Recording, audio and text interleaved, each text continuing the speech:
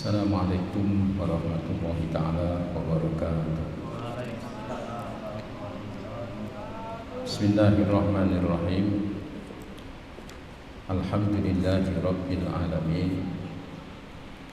Wa bihi nasta'in ala umurid dunya waddin. Summa salatu wassalamu ala imamil anbiya'i wal mursalin,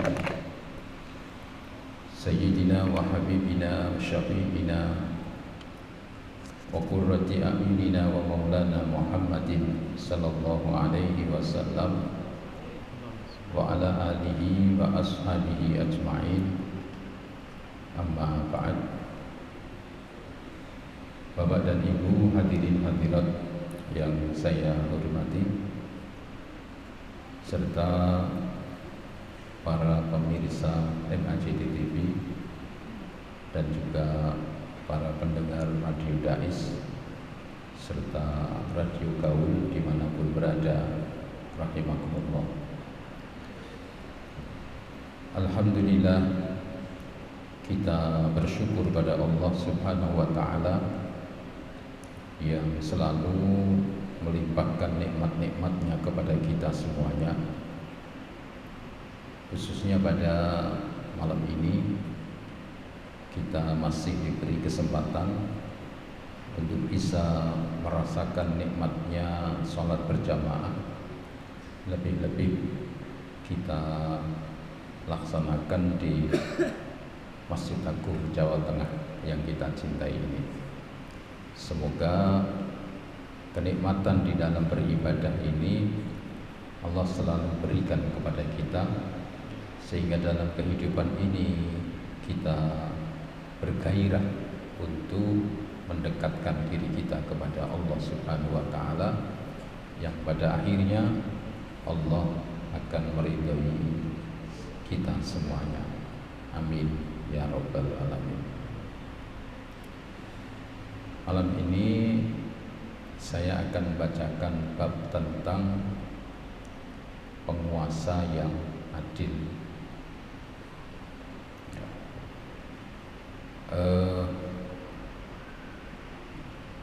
Kita perlu memahami bahwa Allah itu maha hikmah. Hikmah itu hasil dari kejadian. Jadi dari perbuatan itu ada kejadian. Dan hikmah itu yang mengerti sepenuhnya adalah Allah Subhanahu wa Ta'ala. Kita ini hanya sebatas menduga saja. Jadi kita ini tidak bisa memastikan yang namanya hikmah. Kita hanya menduga. Misalnya ada orang dipundut oleh Allah, padahal orang itu masih dibutuhkan oleh anak-anaknya, oleh putra-putrinya. Orang itu orang baik, seorang kiai dan sebagainya. Tapi mengapa Allah memanggilnya? Pasti ada hikmahnya. Nah, hikmah itu yang tahu persis adalah Allah. Kita hanya menduga-duga saja. Ya, kita hanya menduga-duga saja. Misalnya, ini saya ambil contoh saja. Ada seorang ulama dan dia punya banyak pengikut jamaah yang sangat banyak. Sementara seorang ulama ini punya anak, punya keturunan. Ya. Kemudian tiba-tiba ulama ini wafat, dipanggil oleh Allah di saat umat ini sedang membutuhkan. Lalu bagaimana ini hikmahnya? Nah, kita hanya menduga. Jadi subhanallah, anak-anaknya ini yang semula itu tidak tidak konsen di dalam dakwah. Tidak konsen di dalam dakwah. Mungkin karena dia menganggap, oh bapak saya sudah cukup, bapak saya sudah hebat. Tapi subhanallah, begitu bapaknya ini meninggal, anaknya ini kayak nggak tahu bagaimana bisa berubah, memperbaiki diri, berbuat yang untuk, dan akhirnya anak ini bisa menggantikan bapaknya yang di situ banyak pengikut-pengikutnya. Nah, ini kita hanya menduga namanya. Pastinya seperti apa maksud Allah itu kita tidak tahu. Ya. Jadi termasuk Allah itu menjadikan hambanya ini berbagai macam profesi. Ada yang dijadikan begini, ada yang dijadikan begitu. Ini sesuai dengan ilmunya Allah. Kita hanya menduga saja. Dan kita tidak bisa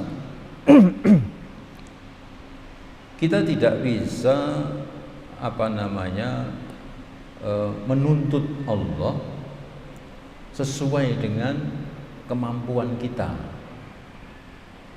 Karena kalau sesuai dengan kemampuan kita ini, ya contoh misalnya kalau ada 3 calon presiden, semua berharap jadi semua. Padahal presiden cuma 1. Karepe iki mau 3 kontestan ini kan saya yang jadi. Tapi kan tidak mungkin. Nah, Allah pilih 1 misalnya begitu. Nah, dengan demikian yang 2 itu yang kalah itu legowo. Ya wis.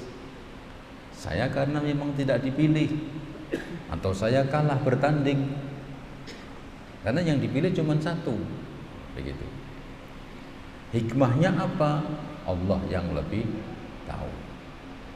Nah, kemudian setelah Allah menetapkan hambanya ini dengan segala profesi, maka tugas hamba ini menjalankan sesuai dengan ketentuannya Allah. Begitu. Menjalankan sesuai dengan ketentuan Allah dengan baik. Tolak ukur kebaikan itu adalah beribadah kepada Allah. Misalnya begini, ini kan profesinya kan beda-beda ini. Ya. Saya sebagai mubaligh, ini sebagai reporter atau apa namanya apa ini, tukang nyoting apa? Kru TV, ya. Ustadz Hilal sebagai ketua atau kepala dais. Ini kan profesinya beda-beda.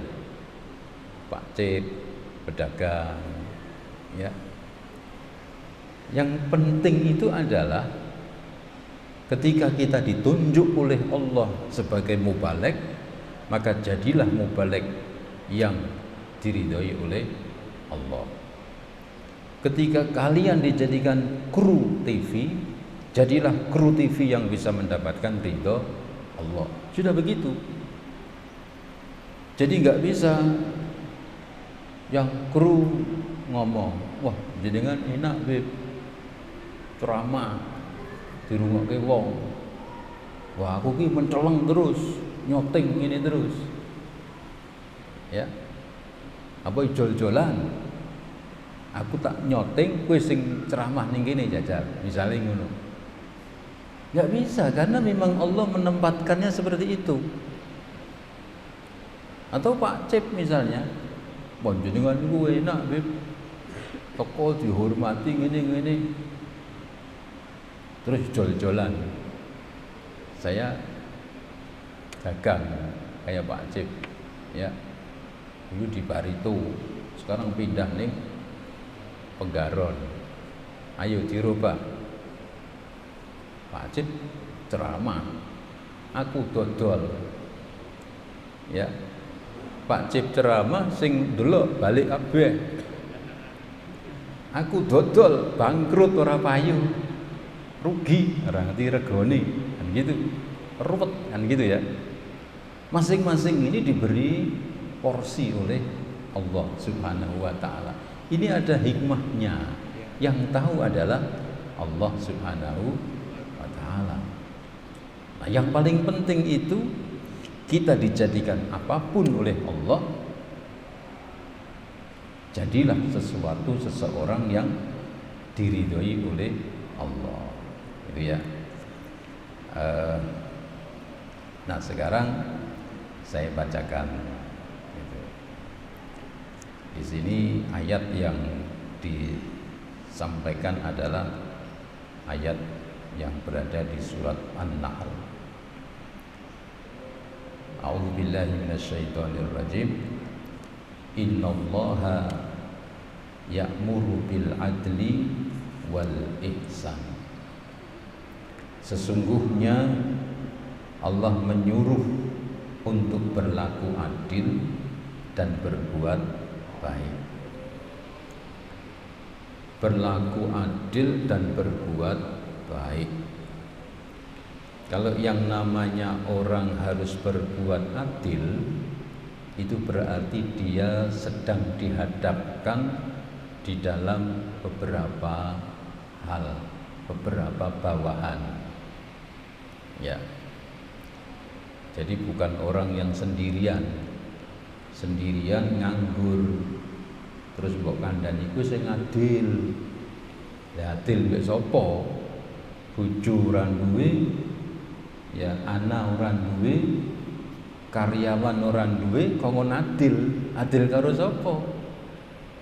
Nah, yang dimaksud ya'muru bil adli, Allah memerintahkan supaya kalian itu adil, itu artinya bagi orang yang punya bawahan-bawahan. Siapa itu bawahan? Bisa jadi beberapa putra-putri. Siapa bawahan? Bisa jadi anak buah karyawan. Bisa jadi terus, pokoknya ada beberapa bawahan yang dia harus berbuat adil. Begitu. Akibat sesuatu yang tidak adil itu bisa menjadikan timbulnya fitnah. Bisa menjadikan timbulnya fitnah. Meskipun ya kalau kita ambil contoh sebagaimana Nabiullah Yakub alaihissalam terhadap putra-putranya, ya. Memang secara manusiawi, ya Nabi Yakub itu wong anaknya yang paling ganteng, paling pinter, ya paling hormat. Pasti orang tua itu refleksnya itu akan membalas dengan kebaikan. Ya. Nabi Yusuf yang paling bagus, paling ganteng, ya, dan paling sayang kepada Nabi Yakub, paling menghargai, menghormati. Maka otomatis ya sebagai seorang bapak itu dia akan senang dengan salah satu anaknya yang paling disayangi. Nah, hal yang demikian itu rupa-rupanya membuat anak-anaknya Nabi Yakub ini tidak terima. Jadi merasa Nabi Yakub itu lebih banyak memperhatikan Nabi Yusuf. Ya, sekali lagi kesalahannya Nabi Yakub itu kalau diukur secara manusiawi itu wajar. Tapi karena beliau itu seorang rasul, maka jadi masalah. Ya. Nah, inilah yang namanya hikmah. Yang namanya hikmah. Kita hanya menduga-duga saja. Seandainya ya, menduga itu kan berarti ojo-ojo, jangan-jangan itu gini. Seandainya Nabi Yakub itu adil dengan putra-putranya, sehingga tidak ada yang cemburu, berarti tidak ada terjadi kisah Nabi Yusuf dibuang, Nabi Yusuf ditemu, ya, didapatkan oleh seorang ini dan sebagainya. Nggak ada, karena rukun-rukun biasa, kan begitu. Jadi ada hikmahnya seperti itu dengan sikap Nabi Yakub, sehingga kakak-kakaknya ini merasa tidak senang. Wah, Yusuf ini menjadi penyebab bapak mbek awake dhewe rada adoh. Agar napa titik-titik Yusuf. Itu berkat sing dikei Yusuf. Itu. Selalu yang disebut Yusuf. Kok awake dhewe ora? Muncul setan yang masuk. Gua ora wis. Pateni ora wis. Engko ngene. Awake dhewe kan nek wis Yusuf ora ono, bapak mesti bakal balik mbak awake dhewe. Karena tidak ada Yusuf. Nek Bunyamin itu biasa adik Nabi Yusuf. Yang paling menonjol itu Yusuf. Gitu. Jadi hikmah itu seperti itu. Ya. Allah perintahkan harus adil. Walaupun dengan alasan, apalagi setelah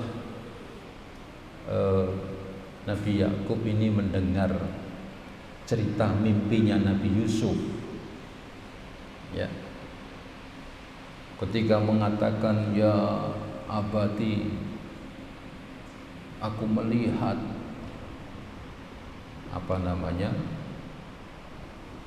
bintang, bulan dan langit semuanya sujud kepadaku. Nabi Yakub, wah iki bocah iki kudu dijogo ini. Semakin tambah kuat untuk melindungi Nabi Yusuf, semakin tambah kuat saudara-saudaranya untuk menghilangkan Nabi Yusuf. Ini contoh, ya, contoh. Nah sekarang ini kalau ketidakadilan ini terjadi pada seorang pemimpin, ya, terjadi kepada seorang pemimpin, kita ya hanya menduga saja, ya, walaupun latar belakangnya seperti apa wallahu a'lam. Tapi penyebab yang dianggap ketidakadilan itu bisa menimbulkan fitnah yang besar. Timur atau Timur Leste, mereka menganggap pemerintah pusat tidak adil. Yang benar seperti apa kita bukan porsi kita. Sekarang ini Papua merdeka, Papua Nugini, ya.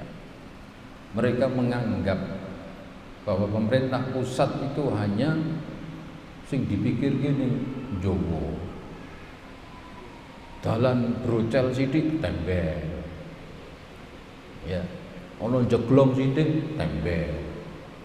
Lah iki ning gone kene aja meneh kok brocel, aspal belum ada, dinengke, misalnya seperti itu, ya. Artinya begini, akibat dari sesuatu yang tidak mengindahkan aturan agama pasti akan terjadi yang tidak baik. Yang kemarin saya sampaikan bahwa kita ini harus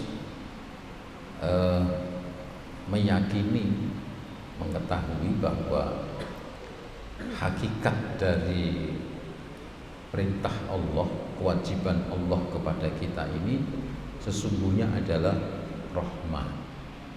Ya. Seperti misalnya berbuat adil.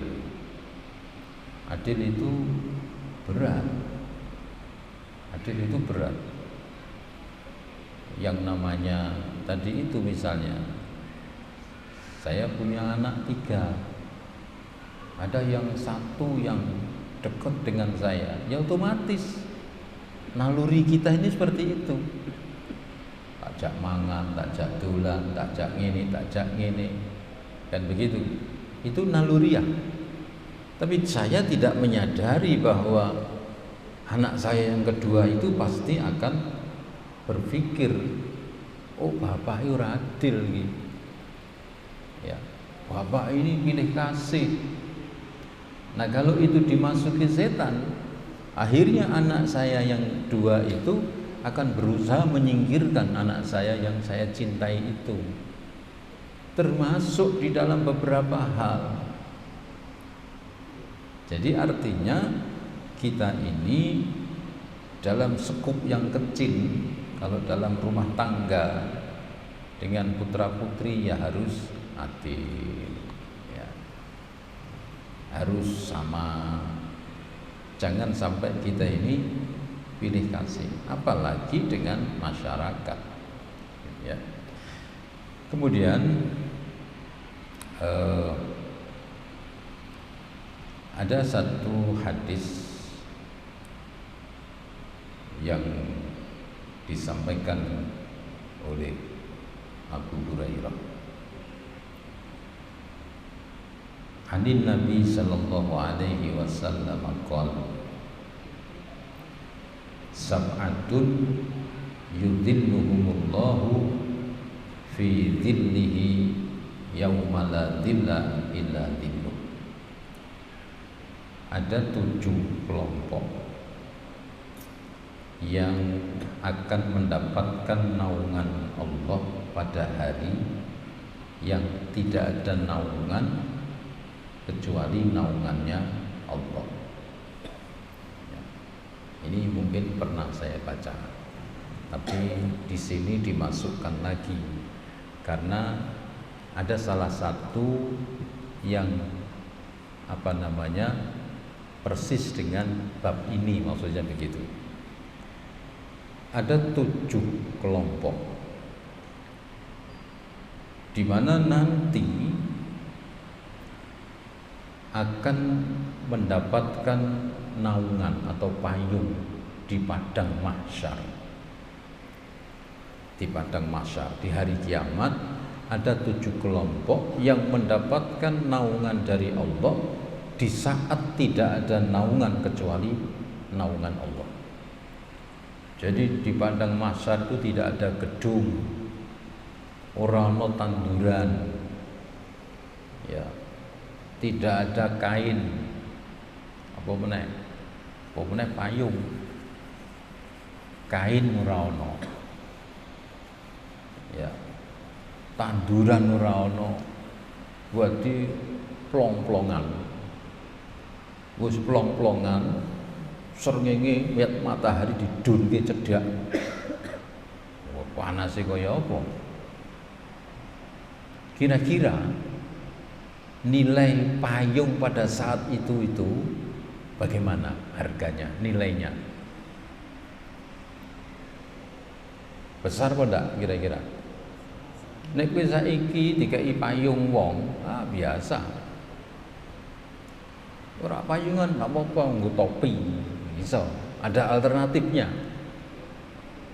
Iki panas-panas, aku meripit, bisa.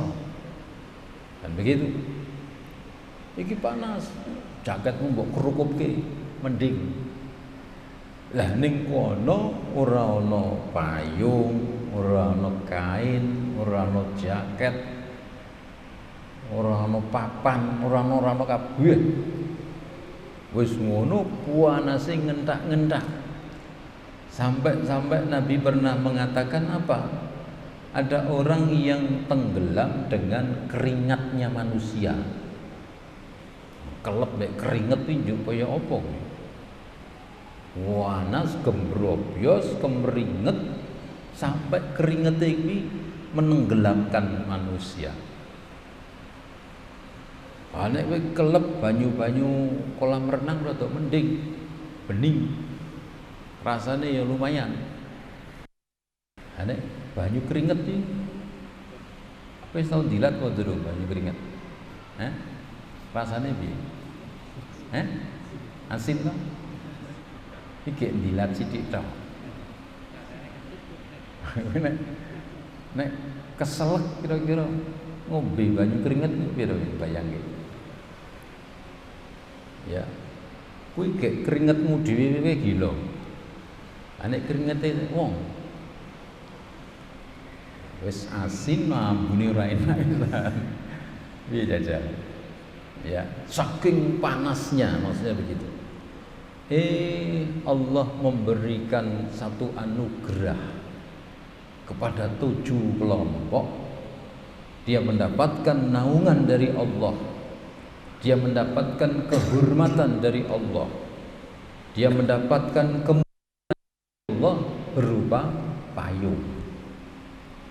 Begitu.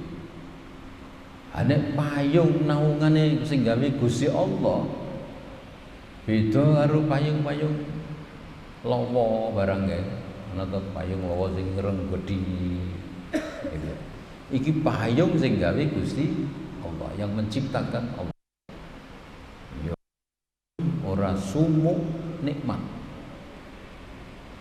Allah memberikan anugerah, Allah memberikan kemuliaan nanti di padang mahsyar kepada 7 kelompok. Satu di antaranya adalah imamun adil, pemimpin yang adil. Begitu. Pemimpin yang adil. Kita tahu dalam keluarga saja itu sampai bisa menjadikan dibuang, dicemplungin ning sumur. Begitu. Iki nek rak iso munggah kan sedo ning ngene sumur kono to iki Nabi Yusuf. Ya to ora ono sing nulungi. Padahal kuwi apa? Saudara seayah. Beda ibu, saudara seayah. Lagi nek yang disikapi tidak adil bukan hanya saudara tapi masyarakat. Kira-kira ono RT ora adil. Warga sing ning kono ono pengumuman BLT dikandani sing kene ora. Piye kira-kira gembyeng apa ora kira-kira? Tukaran apa ora? Kuwi baru ngandani tok. Kono wis dibuka, kene ora dikandani. Begitu ki lunga njupuk BLT balik ketemu ngene. Saka ndi? Saka BLT njupuk duit. Lu wis metu to. Wis sambut kandhani Pak RT. Wah, miso-misoe ya pun binatang metu kabeh. Itu akibat ketidakadilan. Itu baru ngabari tok iki. Padahal iki ya entuk iso. Apalagi ya misalnya yang berupa materi. BLT iki didaftarke, iki ora didaftarke. Tutup wis ya. Iki jika duit 600.000 balik ketemu iki. Begitu. Dilalah sing iki luwih sugih tinimbang iki. Iki wis kere ora dikandani. Kira-kira geger ora? Itu akibat. Nah, apa yang saya sampaikan ini supaya kita ini sama-sama membuka pikiran kita bahwa sesungguhnya aturan-aturan dari Allah Subhanahu wa taala itu adalah rahmat. Begitu. Jadi kalau kita ini menerima ketentuan Allah, yaitu bentuk rahmat kasih sayang dari Allah kepada kita. Jangan sekali-kali kita menentang. Contoh misalnya Allah mengharamkan yang namanya LGBT misalnya, ya. Lah kok ono sing kembar-kembar itu melanggar hak asasi, biarkan saja. Oh ya bar, kaya ngono. Allah melarang khamr, minuman keras. Jangan coba-coba kita mengatakan, oh ini kan cuman sithik. Iki kan cuman nggih pantes-pantesan. Iki kan cuman gawe menghormati tamu. Wah wis pokoke ngono kuwi. Macam-macam. Semua yang dilarang oleh Allah itu pasti tidak baik dan berdampak tidak baik, begitu ya. Jadi dengan demikian supaya kita ini lebih ya sami'na wa ata'na kepada Allah itu lebih kuat. Begitu. Udan, panas, ini ketentuannya Gusti Allah. Wis sami'na wa ata'na. Ora usah grundel. Udan ya dilakoni, panas ya dilakoni, diterima wis ngono wae. Ndak ada protes barang koyo ngerti-ngerti ya kayak. Gitu ya. Saya kira cukup nggih. Ada waktu kurang lebih 10 menit. Monggo yang mau bertanya silakan, atau yang mau lewat WA ke Ustadz Bilal silakan.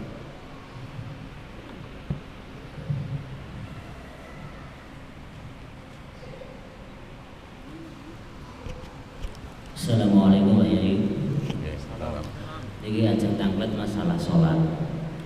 Ada imamnya itu kurang 1 rakaat, padahal jamaah sudah mengingatkan tapi tidak mendengar. Sampai akhirnya salam itu tetap kurang 1 rakaat.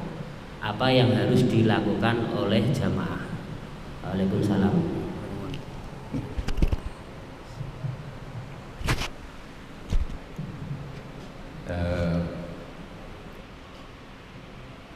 Kalau kita melihat ada imam yang jelas kurang 1 rakaat, sudah diingatkan tapi dia tidak mendengar, ya.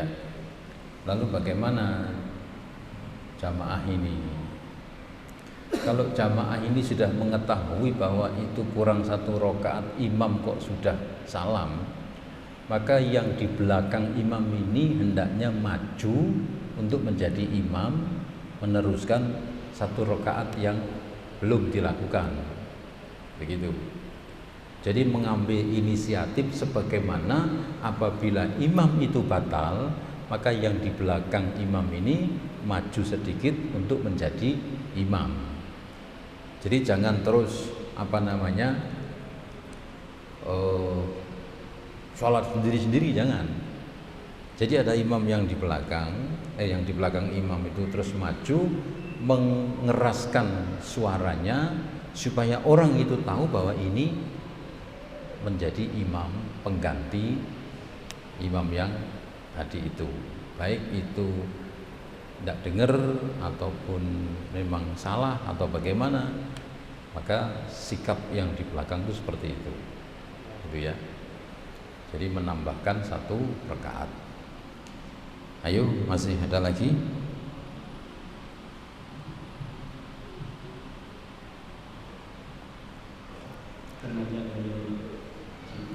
Oke. Assalamualaikum warahmatullahi wabarakatuh. Habib izin bertanya, apa amalan agar iman senantiasa ada di hati hingga ajal menjemput kita atau husnul khotimah? Dari Mas Maksud, pendengar radio dan terima kasih.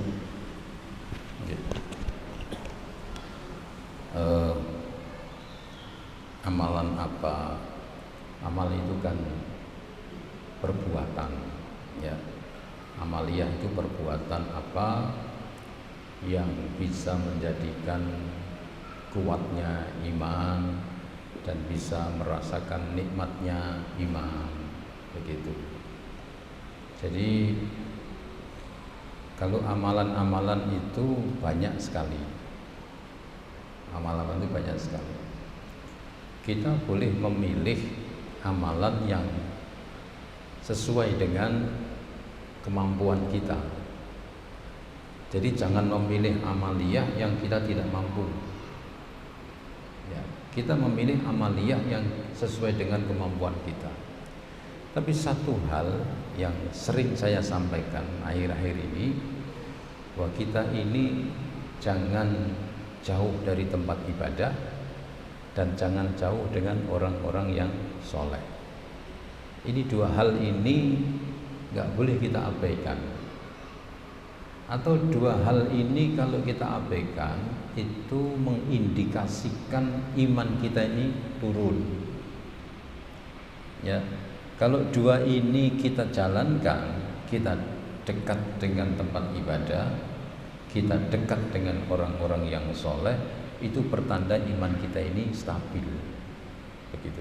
Karena indikasinya iman naik dan turun itu dilihat dari, ya, secara zahirnya dari amal perbuatan. Jadi kalau kita ini semakin banyak beramal, maka itu pertanda iman kita naik.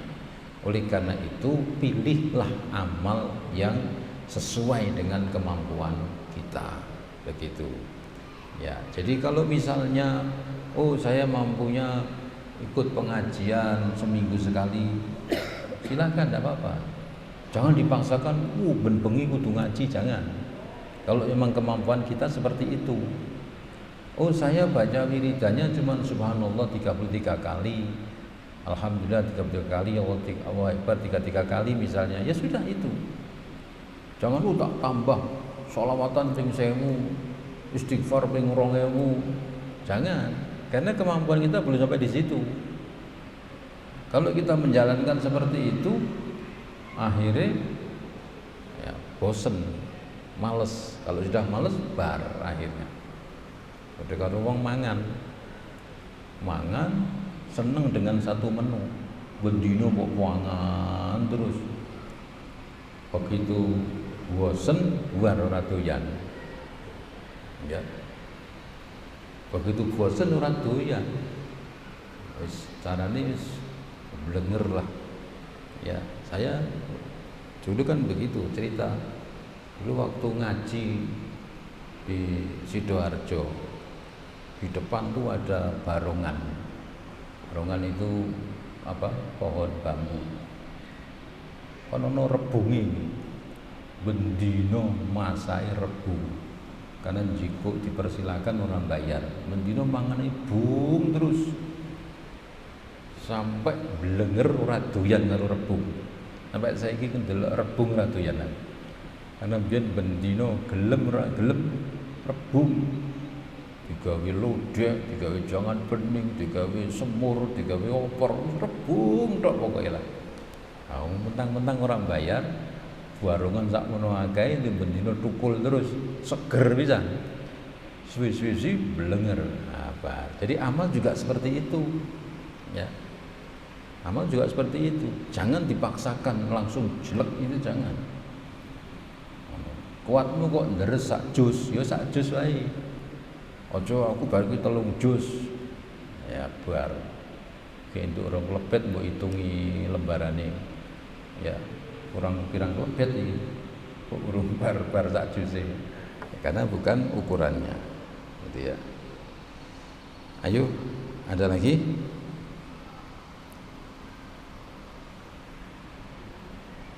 Gak ada.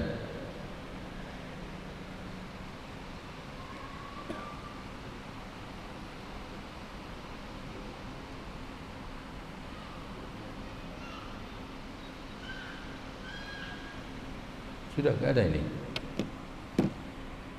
Masih ada berapa menit ini? 3 menit. Kurang 3 menit. Ya. 3 menit ini berarti bertanya tapi tidak dijawab. Boleh tanya tapi jawabannya nanti. Ya, jadi ini kesimpulan saja ya.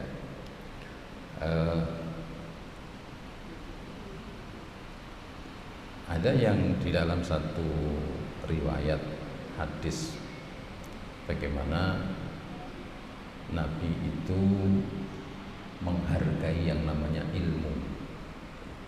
Jadi ilmu itu penting. Ilmu itu penting. Kita ini bisa hidup ini karena kita punya ilmu. Kalau kita nggak punya ilmu, ya, nah dalam menjalankan kehidupan ini yang mengatur, yang mengarahkan itu adalah agama. Nah, oleh karena itu kita belajar agama itu sumbernya di mana? Di Al-Qur'an dan Al-Hadis. Maka kita belajar memahami Al-Qur'an, memahami hadis. Quran itu bukan seperti koran. Koran mbok waca mudeng. Sayung banjir, Demak macet, mudeng kowe. Ya. Purwodadi jalan rusak. Apa meneh? Ya. Ungaran hujan batu, mbok waca paham. Quran tidak seperti itu. Quran harus dijabarkan oleh orang yang faham tentang Al-Quran yang secara garis merahnya itu kiai-kiai yang nyambung dengan Nabi. Nabi mengajarkan kepada sahabatnya, bagaimana kok begini ya Rasulullah? Oh, ini maksudnya begini.